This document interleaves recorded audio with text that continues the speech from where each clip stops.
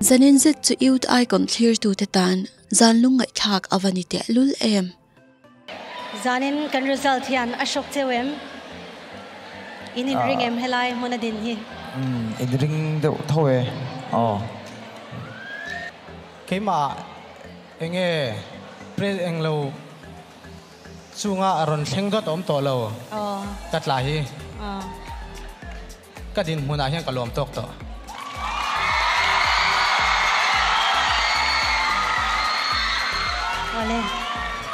youth icon an thang me kilo tia kan lo shat lar na ber jela ro sanga tuidam le ale ka pui zai phone de manga min oi tlei tu samson lal hun ruata champhai kanan veng te chuan youth icon zin kong an lo zo top ta mi pui ten kan va ui vong vong tak em contestant paruka changin bottom 3 ka ucho ania lalbiak ki manam te samson lal hun ruata le jela ro sanga te chu ron pen chuakin anjinga hian lalbiak ki manam te chuan adin mun top 4 a chuan la in hlang ka yin samson lal hun ruata le jela ro sanga te chu youth icon atanga kan mang tha angai ta ani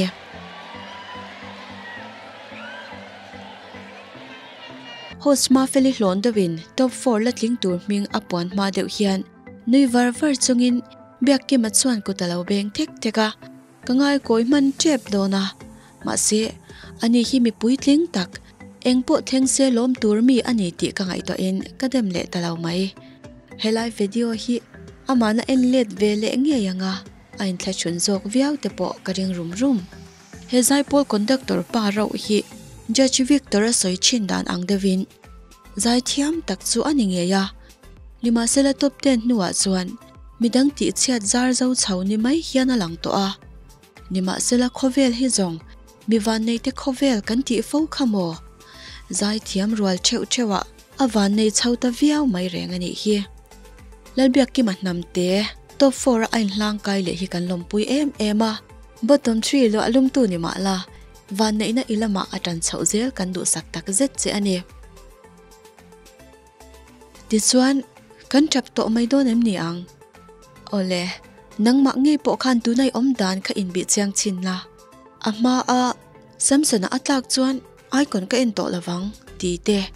jela ro sang atlak chuan icon a top ka en to lo nga lang ti te aliam zo izoya iril rui ron type chwa chen lai te ka han ngai to ave ma te I hupur ngoi thin sia kha nima sela tuna hian mak tak magin thol deuh hela omini in cheve em I omdan kha I soi thiam le pek don lawa ma se kalo sheru ve kania o achan soi fia don chinang icon triangle angin han soi ta ila achi pa hian sang liana omin a noi kil pania hian aresale samsena te da ta ila hetiang hian 2 point kan ngai dan arwal tlangin karinga hei hi technical a sang tak petera kan da niam wangi ro ani lauti ka soidu a mi puinol puin anma ni kan lo te na ani berang chu hetia satli alo tak maya sang liana alatin laya anni aresale samsona te tla hian ril ruwa kan lo te ve na le judge te thutluk na hian a thab rual hle ti asia tani chuwang tak chuan samsona fans ten aresa atlave ti an shatin an she omna achok te huain karinga chutiang bokin aresa fans ten samsona atlave ti an shat na hian enge mozong takin andil runa athoidam karing de bok heyero anta ka wanga kan lom na lam thu anilau ti chu kan che thiam vek ome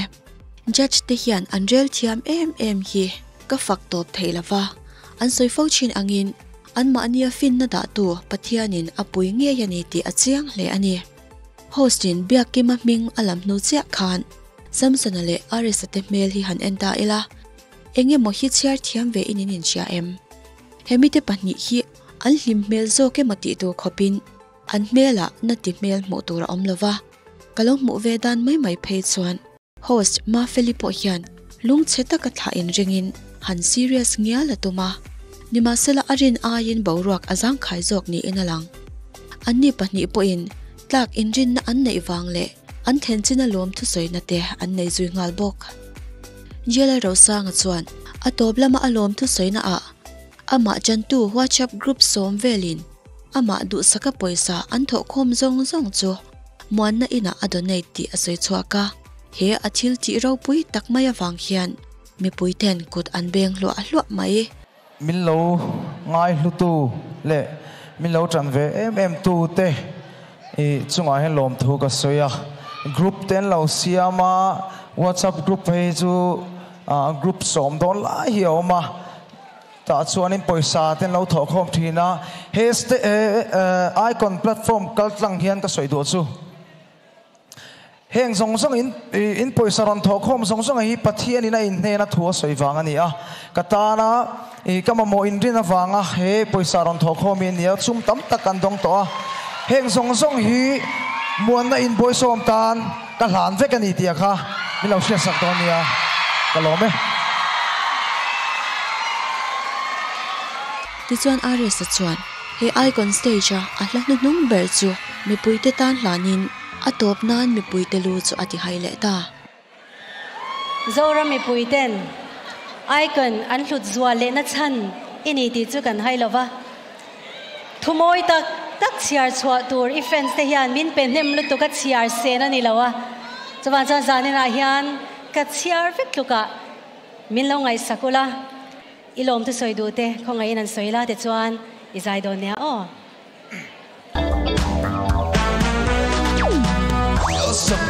loi asame ya sole lukan so aron ho itona fara lua ai itona fara lu itona fara lu itona fara lua ai amit kapialan naro Vuol che non fai le tasso ito na fara lua ai ito na fara lu ito na fara lu ito na fara lua ai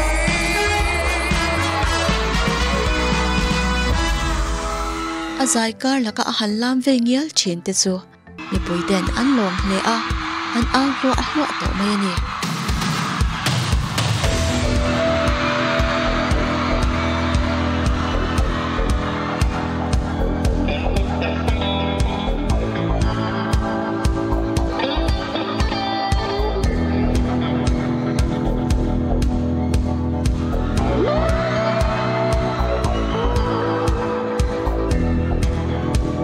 mi zo mi pai oi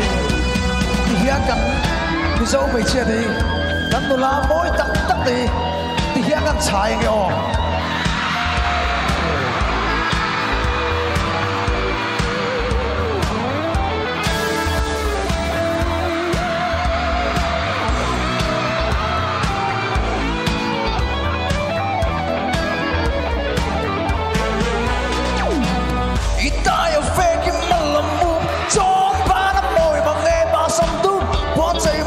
Vuol che non fai le tasso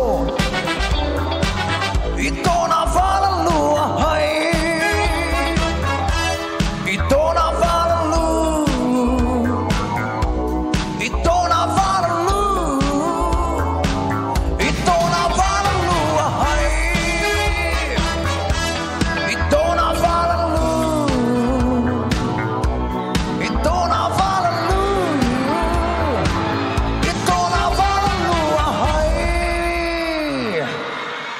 Hello, me.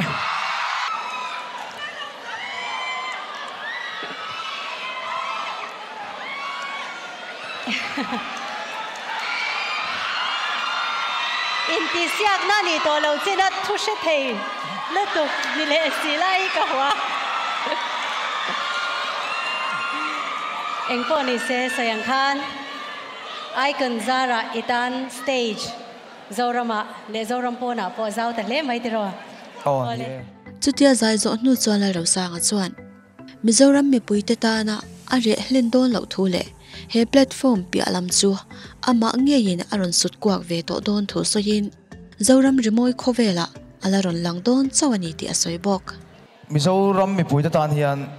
ka re hen don lo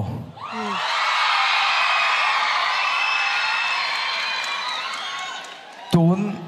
platform hlutuk khi min chop su sak to a ba khi chu karon su ko chau ve to don ani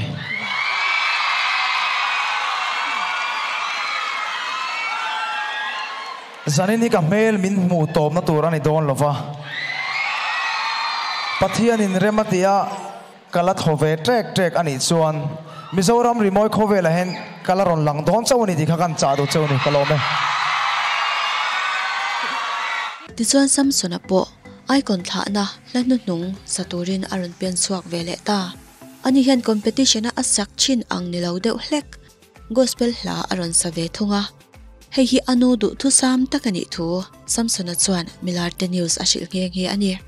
tin pathian hla asak don wang te po hi ani ma na Samson a hi tuntum chukot sut nen aron induang zai mai gospel hla karon sa dona pathian fakna hla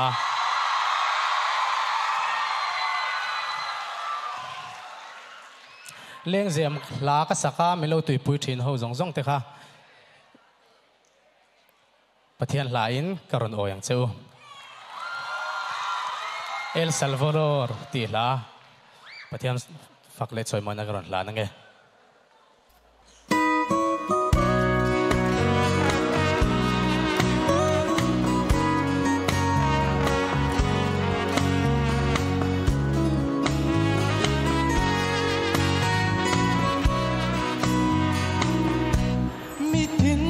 Sitin na kianga an pung kho man beng an chi an mu ngai lo chuan mu a ching mi ka nge chuan a thu sil chuan ngai kha a dang si a trong ke chuan a ma nge ya ni ti an ring he thu a shiling kay mahi kong kani kutak chu kani nuna chu kaniya chandang tu chu kay maang kalaw chu pane ng kenglo olo kalru kanena nun na tui chu inru ta siat yam turin a shil thin nun na thu chu a mungai lo chuan hu a ching ni ta nge chua a chen nin an hoi sana a chen nin an lui za chi ma se hun nin herzela a thu kan la siang kay mahi kong kani tutak chu kani nuna chu kaniya chandang tu chu kay maang kalaw chu pane ng senglo olo kalru kanena nun na tui chu inru Samson a zai ngai thak hi chuan kan om mai lai te hi lunglen na hian min ron zem ngal che china makve tak chu ani tunjuma ahla sak po hi leng zem ani hau lo na a o shima hian chiai a om tlat to wang hi ani nge yang dai po na chuan shuaya mi pui te an lo kung kho a fam tur chu ding nan si Tinga chuan an khai ka atak sa zalin om khan thimin a chel zong lo a thole ta nung le ta khovelin na shia e eu soy el camino eu soy la verdad eu soy la vida El Salvador nadie viene al Padre sino por mí. Venga y del agua de vida tomar. Kanena luna tui churing ru. Kanena luna tui churing ru. Paro pura se kalome. Samson ali jela ro sang ate kan uivong vonga nima sela rimoi khovela kan mule thuai be se chawang o ti chuan anni pani in ti siak zo lama an thlen in lam an kir le na hi tlema zong thlir hau ve le te ang ama sa in Samson a hi a thlen na foglen lama leina nai thanem takin lo makin an lo loma tin champhai lama te chuan achung nai te chu an tap na sa hle ni in report kan dong ani Amero chu Samson a chung te lam hian thalak min thon rem chan lawa wangin rontar lan tur kan nei thei lawa apoi kan ti hle ni nima sela heti lai hian Samson a hi an khwa champhai kanan veng te chuan champhai lam a ho chau vele ro pui taka an lo ma tur thu kan dong ani ti chuan ari satelam ve thung hi han thir le ila khatia inti siak na zo ani nuwa an thlenna ramlun veng thar lama an ho phei kha ramlun veng thar khotlang le an khwa tuidam welfare ten an thlenna puthwa mate ina an lo muaka per roi tu te atangin lo tu kan swinga helaya kan phulo kan dil ruina aphak lo khopin helai veng chungin in lo support kan lom tu support kan le chadu bang yin tiang ding mun kan kheng hi kha kan sei tu na chuan chu ta athen in te ya ti te ti ma la pom het to wa beng par na le kan ni satna ga ra tiang ang ro te kan tong chuwa chuan ti na ya pa tang thoi tu te MBC te le lo ka sir te và cái công trong thằng á quay về thế này quay tụi thằng thế này giờ thằng rồi tụi thế mình support này hiện từ thằng welfare in amin rồi nó sẽ có thằng á ama rồi chú với sao này đi luôn mấy tụi cái này lâu cái chuyện gì vậy sao tôi Allah heta hian hunlim om tak mangin alo muak tu te hian ares hi in chunga lu ovele abopa anlo man loka anvor tanal nol maile heti kawa heveng pani ten anlo lom thiam hi kanlom puita kizeta ama anchoi moizia kan mu thei bokani banner moi takan lo siama thu ziak hi han char phei chuan nuk a ul rum the Ares, we don't judge you by one mistake, you are still the best ti in ramhlun veng tharle tuidam te hian ati swal chete wanga ama anda niam pha lo ziale athaber ani reng thu ziak thum tak mayan lo tarani anlim tang tak zeta anhun mandan janawan chiawin YouTube lama alive na chen khat hi comment po pewak lem lavin I han tilang tel vele te ang rem chang lo view ma se kan han ti sham man ya khong ta ken tunalam ho hi ramlun veng khare mai chi pi te tuidam welfare shroi tu te an ni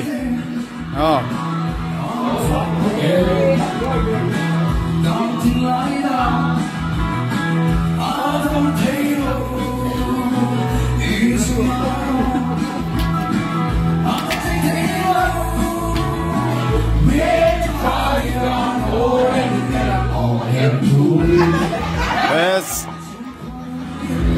hai Singapore lampang ka hen cheu ne lam ro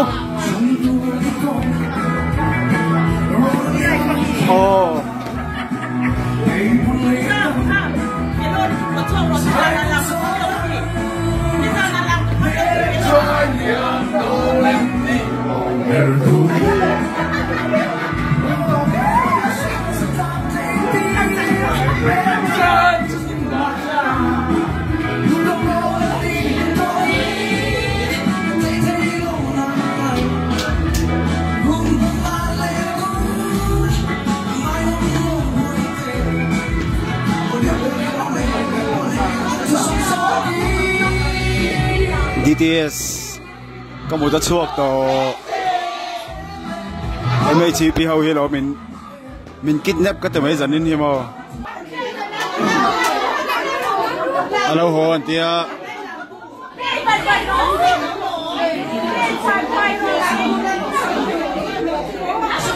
Aaron Theng Chian ni về lệ ding số mày hay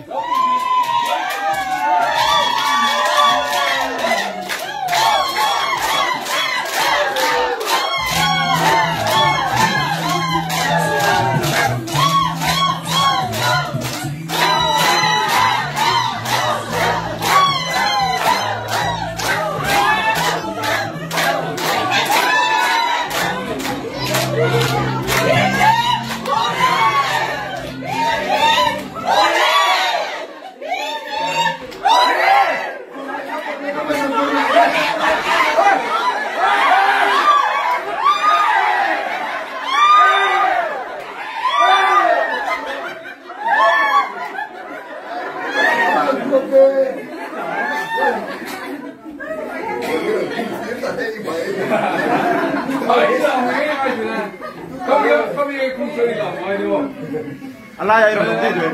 có hết tất cả các loại như vậy rồi. tụi nay mình dâu mình phải giải thiểm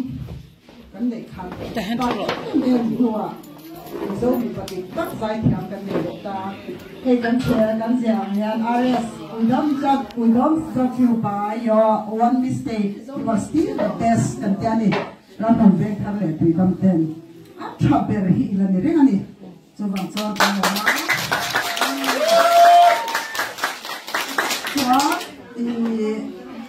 ram đang tham nô để party ham pesa tên lô thọ không về cho chút cái ăn đủ lúc à tên nó không cần xem mà chọn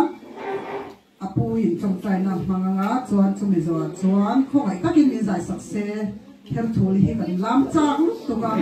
hàng được thuê xem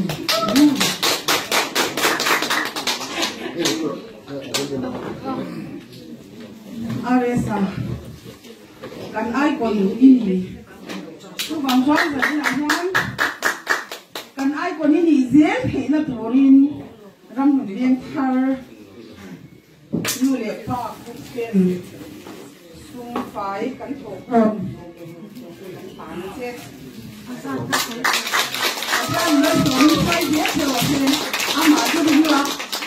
ama na phi sin lam che thì cái chú ông ai có trả đấy đó cái lỗ mà đi trong này thì khác sẽ có trả ra ra hen là cái gì cái sao mà trung hiền cái nó soi soi rồi đi mình sẽ là trong phần thi là cái à rất là cái soi mà cái là phần soi soi rồi dùng cái gì à và thế này là làm chú soi lỗ trong trái không rồi pa chúng nung bờ trong phần thi mình phong ấy tu râu pui na te choi mo te kan la na che laro sa hi lal pai choi mo ya i ma hian kan fa ka che chu ti ro lal pa mi sing te na kan du tu sam chu kan thing zo lo te po kan ti thi tu ra ngai la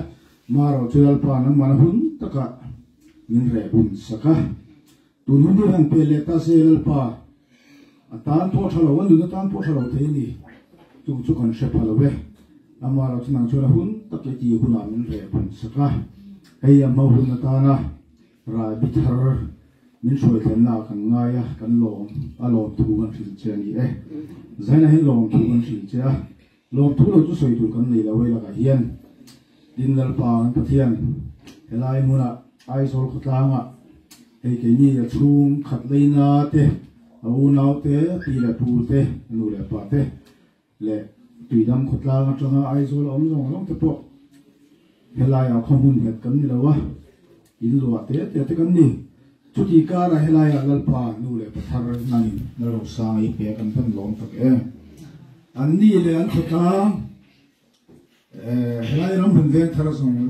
a ma ro than tu te le khotla ni pui te lal pa anin sen so song so ale tam kin nani ma so mong che iru pui na kan mu vai kan lo me zaina kan than china kan vui lo ve lal pa ro pui kan lan che eng su su ke lom thu su kan lal pai su kristanin lom thu se chung kan dir che amen sani ra hian hei are sa I hetian din hun I kan ve ina I kan thing hi alo em ma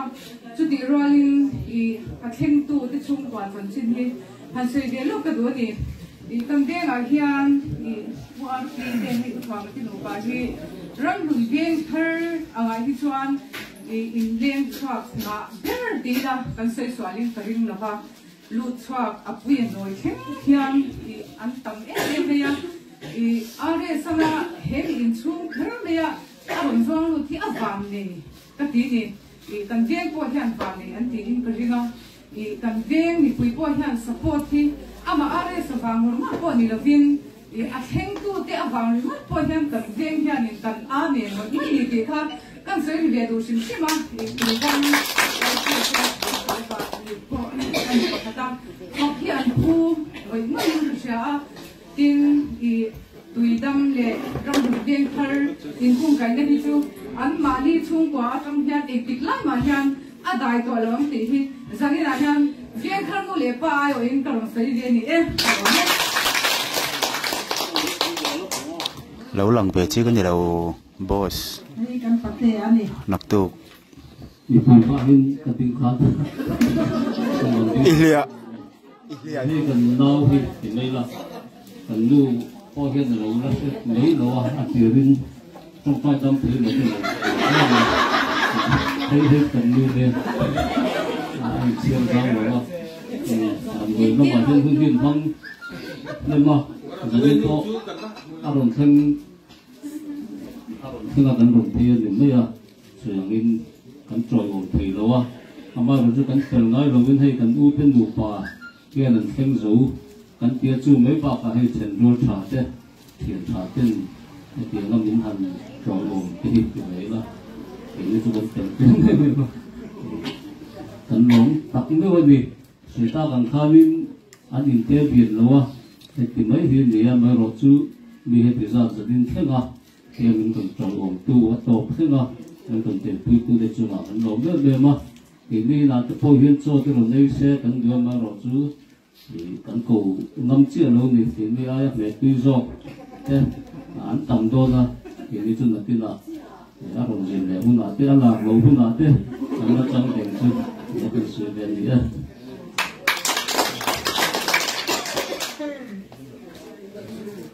rất là hiện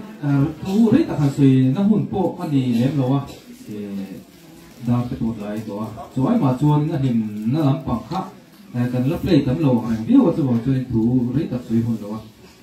rất là hiện cần lồng thủ chuồn thì là khá là phù hợp với suy cho tụi mấy cái khác thì hàng tuột lấy phép phù hợp ngay cái gì rồi mỗi cái là nó cần lồng thủ cần hàng nó tụ dùng tê về cái mình lâu hạ sắc cái mấy chi phí thì nó sát to kinh lâu bồi bùi à tin tiền là in tê người thả càng dùng ở khăn suy nó lại ngay là cần lồng thế thì cái cần suy đó hay bây giờ hiện dài đồ lồng học sam rồi link in share lâu cho nên cần dài tiền lồng mấy thế này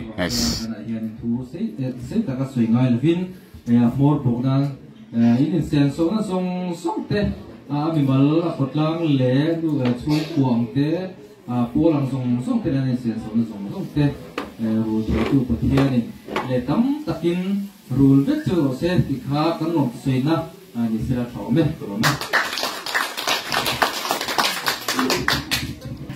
cần tua thiếm lẩu đấy mà chỉ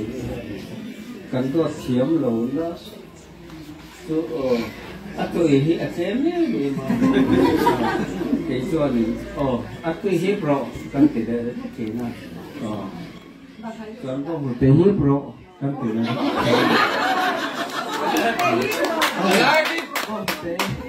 ini kok kan tidak ada masalah. Acang le kan sama sak nyok dulu ka. Dan dia ini in kia lai ke, in bo lai ke, itu lai ke in zai ro kan hang dia. Ini lai ko ya an zai le lu. Anh tất cả chuan kan selvang ni là bên lạp song tế lên dèm tế hi là cái nhìn số mà hiện anh lại lỗi zai mi kan ni wa chuan wa se o rs kan hian a tei ke lang te kan hlau ngoi tv a kan play a phone a kan play a kan in the trace về em có bỏ luôn những cái hàng sinh ta thì chứอย่างcác bạn thì muốn ăn khôn ăn sinh thì alo muốn tập nữa đưa vào để cần lòng tập nữa một ăn sinh sinh là gì in lòng thú cần sinh tập nữa cần tin về dưới nào thì lộ cũng thế bây giờ in bây giờ chụp học lâu mấy là thì cần thiên chuyện thì sao cái thì em mà cái mà còn cái lộ em mà cho nên nhớ cái việc uy tín còn chúng ta còn program chuyện thì chỉ là hay cho nhưng mà như sao thì intisiap top sa này à cho nên in như sao là hiện gần finale cái này đồ này result tuần này abe ombe còn sao tôi lo càng đâu thì tôi nên chú cái khá ổn đó na cho nên cần u nào trong hiện lòng tôi suy về try cái suy mà sẽ cái mà trong cái suy thiểm chỉ là mà cái u mà anh hi top 10 top 50 trong khá tiền mình pui cho cái ra chín chín làรับvề tiền cái đại chín chín là đại cái bồi ăn thôi là bồi về tiền chẳng sẽ khá gì anh hiện anh kiếm được suy tiền bồi về cả chú vàng xoay anh hiện lòng thu còn xoay sẽ ra lòng khai tối tiền dọc con cái đấy nga chú vàng xong cái cái lỗ suộc sẽ là không ai lòng thu xoay na không cả cái sẽ là bây giờ trong cam cái tiền đâu em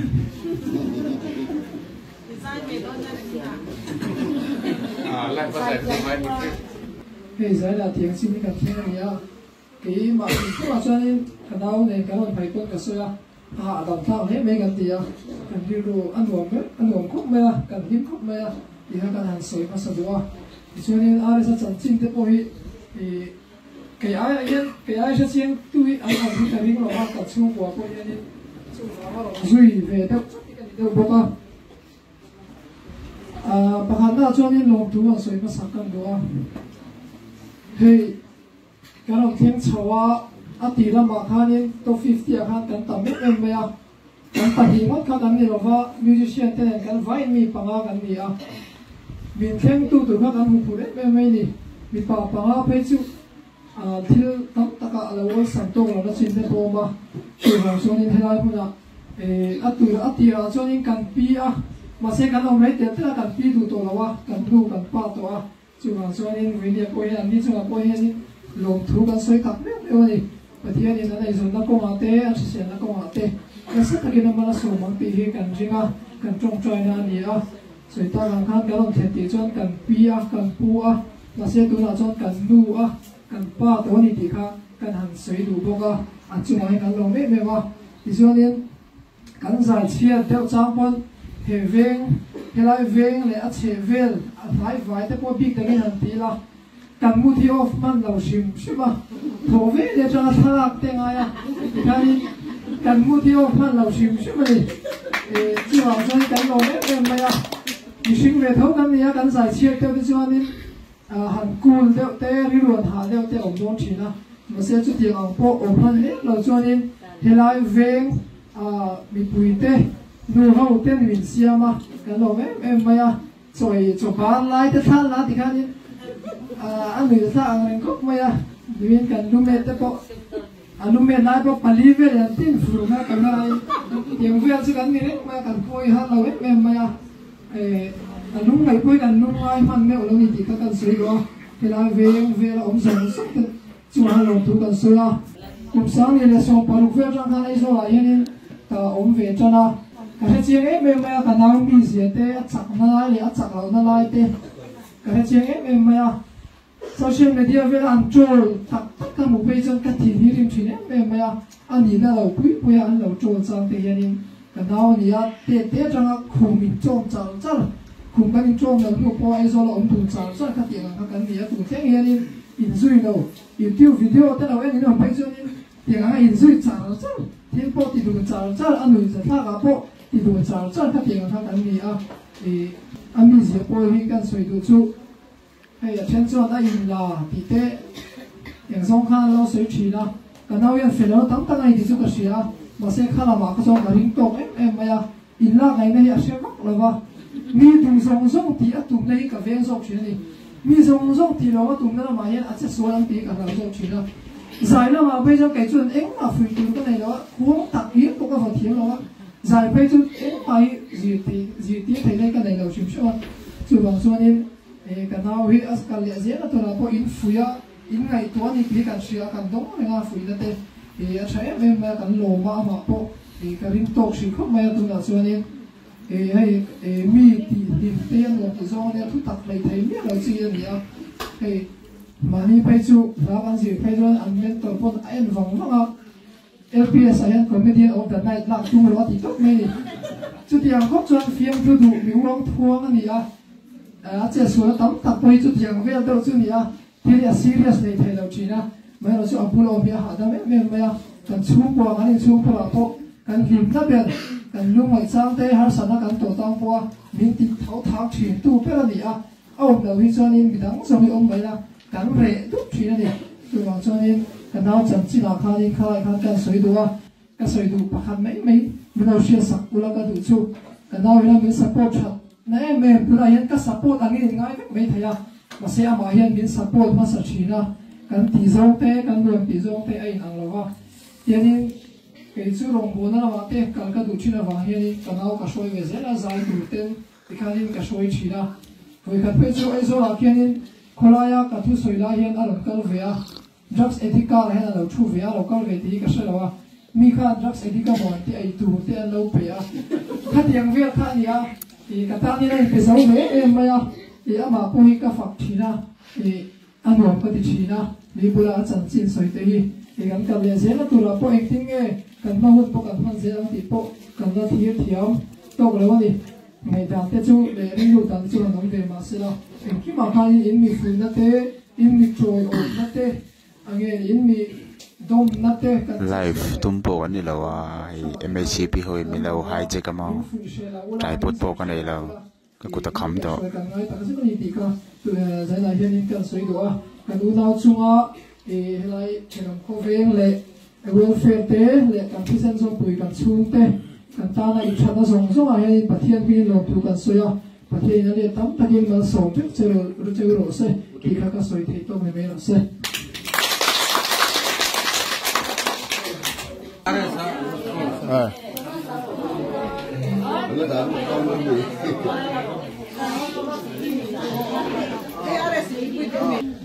cần lau vết râu nếu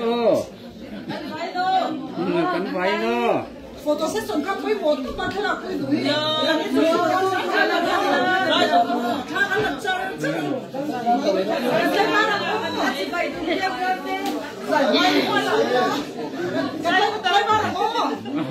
new device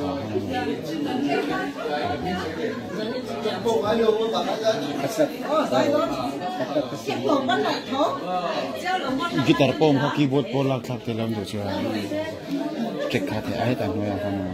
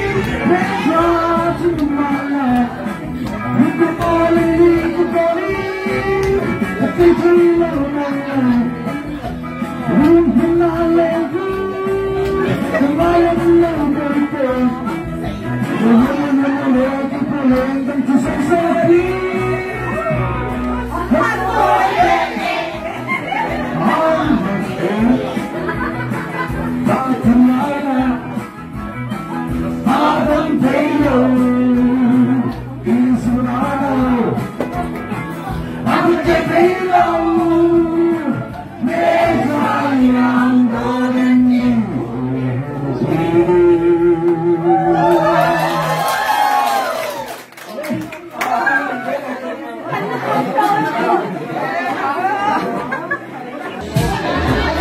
tầm nuôi khóc mày gần 5 Maradon khóc mày.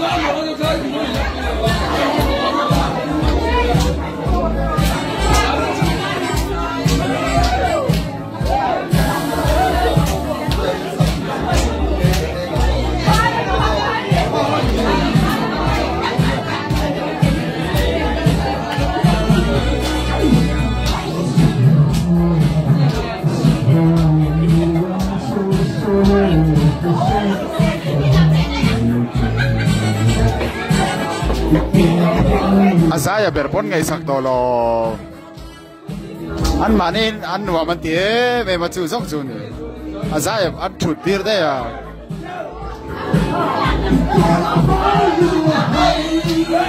ai còn berpo an ngai sak lem to chong lo ni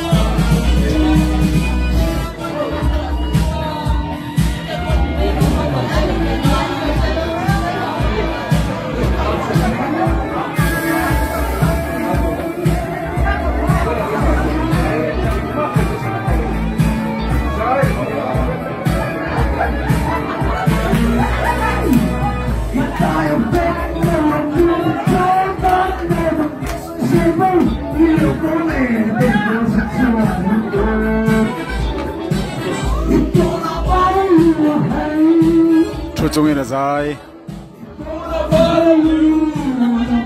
ron ding le to